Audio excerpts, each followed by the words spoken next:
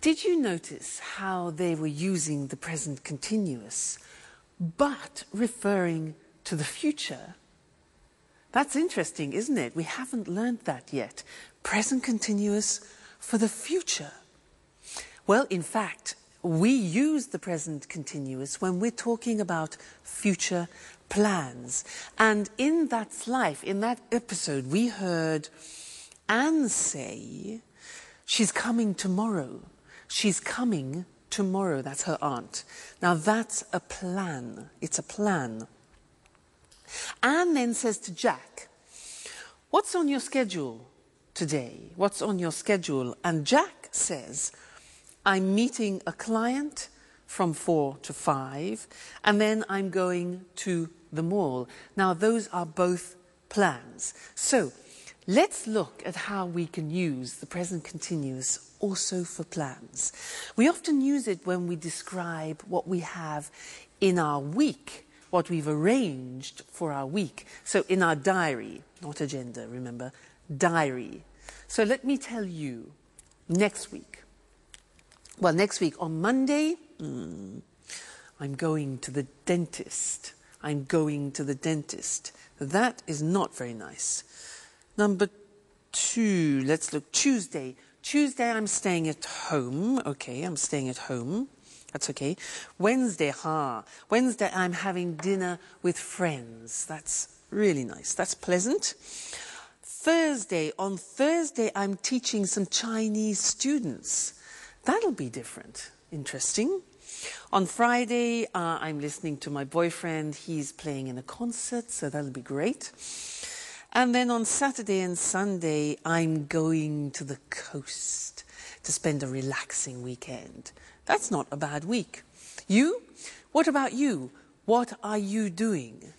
You notice when I ask you the question, I use the present continuous because I want to know your plans. What are you doing? And also, my boyfriend, I could say, what is he doing? What's my boyfriend doing this Saturday? Well, unfortunately, he's playing in a jazz festival in Berlin, and I can't go. So, never mind. All right, so let's look at the summary now of the present continuous on the screen, because it's very interesting, all the different uses. So, we said we use the present continuous to express actions happening now, at the moment, okay? Remember that? She's doing her homework now. They're playing basketball at the moment, all right? So that's now. Then we said we use the present continuous to describe actions around this moment in time. For example, she's studying Spanish this month. Or we're going to do yoga. We're doing yoga this week. So around the present time. And this lesson we learnt present continuous for a planned future, a programmed future. Okay, so I'm going to the dentist this afternoon. That's a plan. It's a schedule. Jack's meeting a client. That's a plan. Aunt Mary is coming tomorrow. And the question, what are you doing tomorrow? We're flying to New York. All right, so important that. Have a look at that episode again and listen for the present continuous used in the future. And also listen for something else which Anne uses. She uses often the verb have to for duties and responsibilities because we're going to study that together. All right? Great. I'll see you soon. Bye.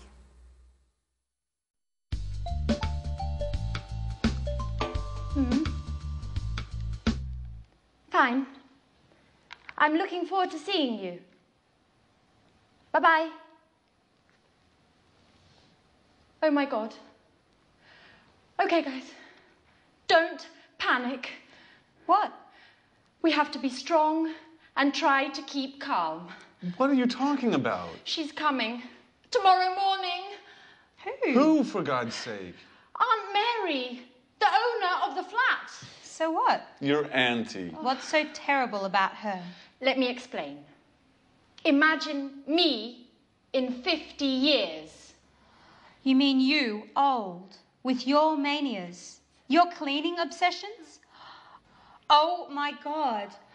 Okay, don't panic. So, what do we have to do?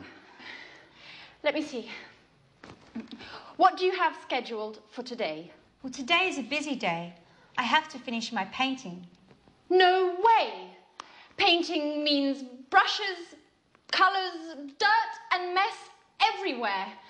As for me, let's check my date book. Date book? I don't believe it. You mean you don't have a PDA? Please, Alice. I have a program on my laptop. I don't need a PDA as well. I'm just surprised, that's all. You're usually highly technological. That's not entirely true. I like to use paper and pen as well. Okay, leave it, guys. Let's go straight to the point.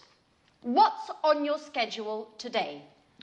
I'm meeting a client from 4 to 5, and then I'm going to the mall.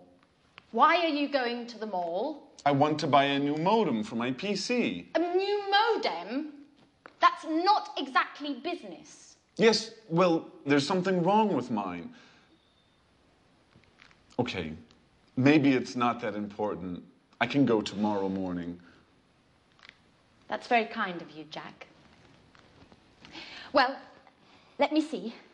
I've got a list with all your duties here. But what is it? It's always with me. For emergencies, you know.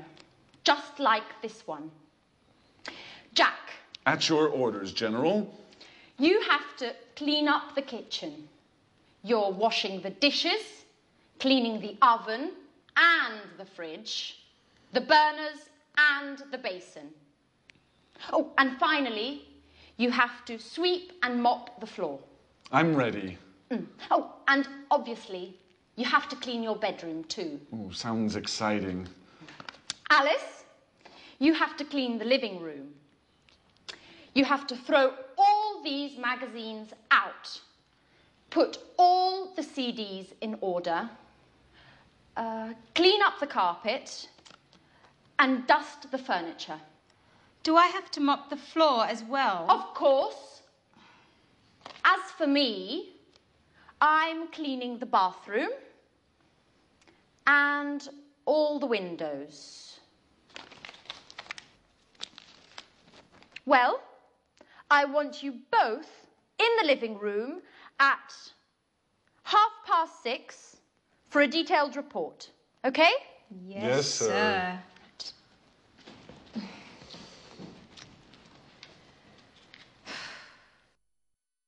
I don't know about you, Mr. Monkey, but there's something I just can't stand is cleaning the house. Just awful. Oh, hello, camera one. How are you?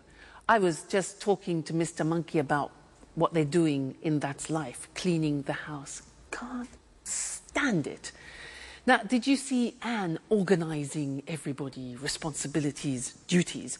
Well, she was using some language that I want to study with you now. Did you hear these sentences? Jack said, "So what do we have to do?" And Anne replies to Jack, "You have to clean up the kitchen, you have to sweep and mop the floor, and you have to clean your bedroom," like a child, yeah?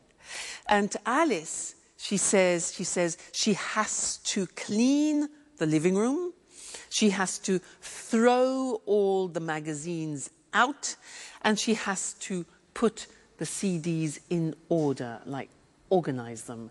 And this is the use of the verb have to plus the infinitive, talking about duties and responsibilities. So let's look at other situations using have to.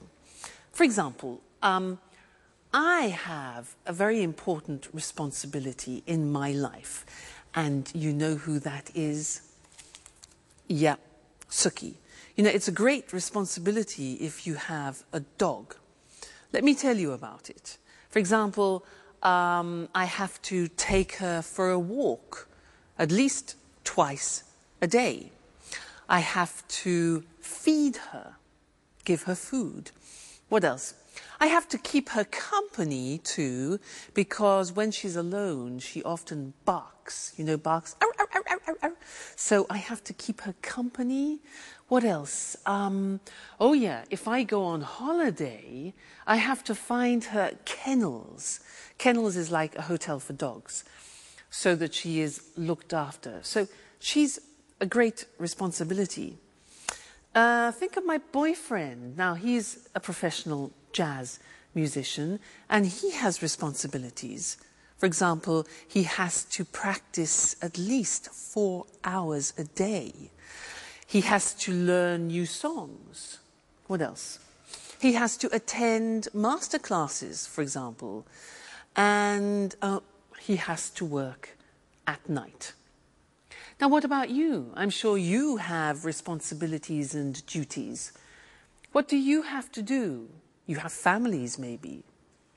And also, you're learning English, so you have a responsibility towards learning the language. For example, you have to learn new vocabulary, and that takes memory. So vocabulary, you have to practice speaking, practice listening, and you have to dedicate time to learning the language. Okay? So that's have to. And I want to look at that with you now on the screen, because it's a very interesting verb, and when you want to talk about your responsibilities and duties, this is the verb to use. Now, so, have to, for daily responsibilities and obligations. Now, we use the verb have, which is conjugated. I have, you have, he has, she has, it has, we have, you have, they have. Then we add to, have to. Okay, that's very important. Then we add the infinitive. So, an example, I have to use a computer at work. Now, did you hear my pronunciation? I have to. Notice I don't say V, I say F. Have. It becomes have to. Have to becomes in pronunciation have to. Okay? So, I have to use a computer at work. She has to write a report. Third person has, okay?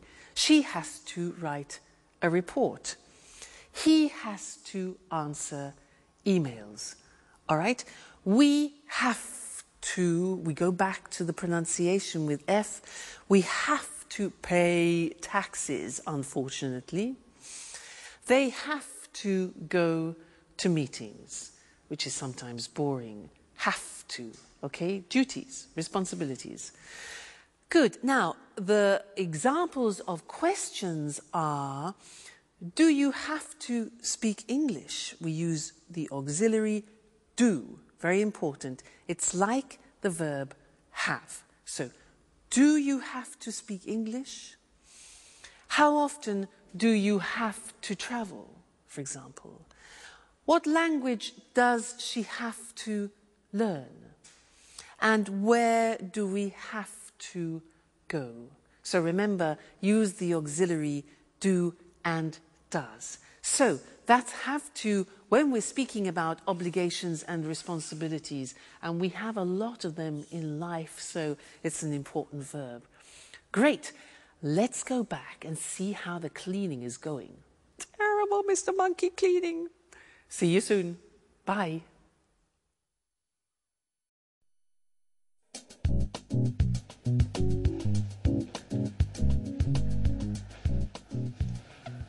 Well done, guys.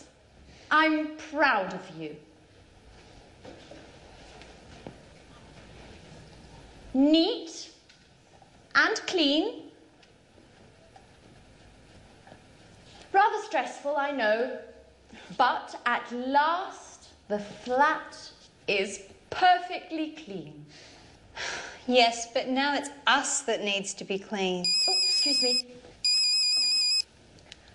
Hello? Aunt Mary, everything is ready for your arrival. I'm picking you up at the airport tomorrow at... What? Really? Oh, I understand. What a shame. Oh, no, not a problem. At all. I hope you get well soon. Right. Bye-bye. So? What? Aunt Mary isn't coming anymore. She's got a cold. Hey guys, I've got the part.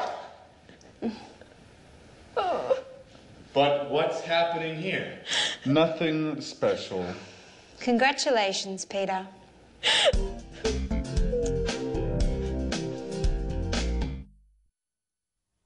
Hello and welcome back to English Today, the only live TV program where you can learn the English language.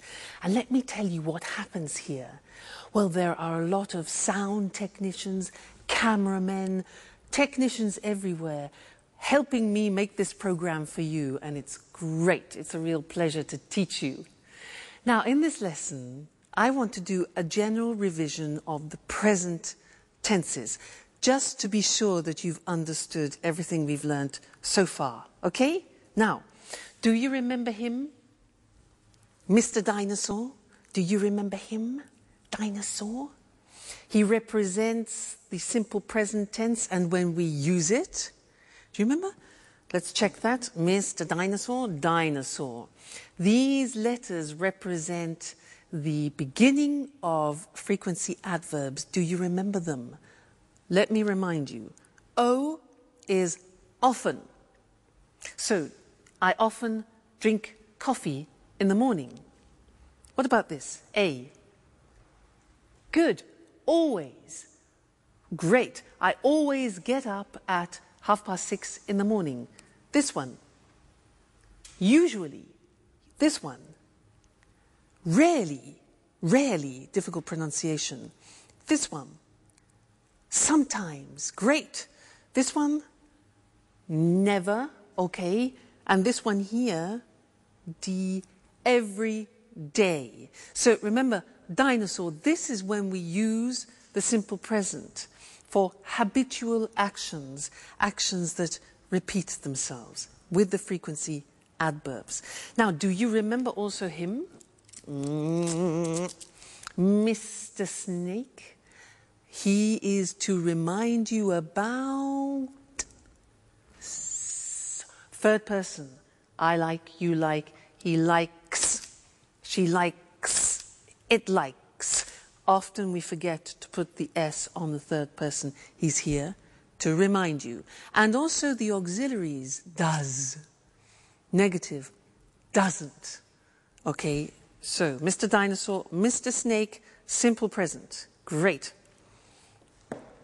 Then we learned the present continuous. That, for example, I am learning. We learned that the present continuous has 3 uses. Do you remember? Here they are. Now, something happening now. We're learning English now. Then, at the moment, something happening around the present. At the moment, I'm learning yoga, for example. And then, for a future plan. Tomorrow, I'm going to Paris. So the 3 uses of the present continuous. All right? Great. Let's go to the screen and check those once more. So, we said simple present is when we talk about activities or routines which take place on a regular basis. Mr. Dinosaur, Mr. Snakes. Examples, he goes to work every day, Mr. Snake. She gets up at 7 o'clock. And the question, where do you live? So auxiliaries do, does, doesn't, don't, okay? Great. Then the present continuous, we use it for something happening now, at the moment, and in the future. So the examples are, I'm reading An Italian Affair this month, for example. They're cooking dinner now, and she's meeting with Jack tomorrow. Okay? So you really are truly experts about the present tense now. So keep practicing that, keep using it, and then it'll really go into your heads. And I look forward to seeing you and to teaching you some more things about the English language very soon. So take care. Bye. Good evening, and welcome to another edition of Let's Talk. In the studio with me this evening are our commentators, Marie and Tom. Welcome. Hello. Hello. Well, what's the subject of our debate this evening? We're talking about the work-life balance. Wow, sounds interesting. What exactly does the expression work-life balance mean? Well, work-life balance is about enjoying a good quality of life without working too much. Yes, it's important for people to have some control over when, where and how much they work. In other words, we are talking about the importance of not working too much. Exactly, Eric. Today, for many people, work is the only thing they think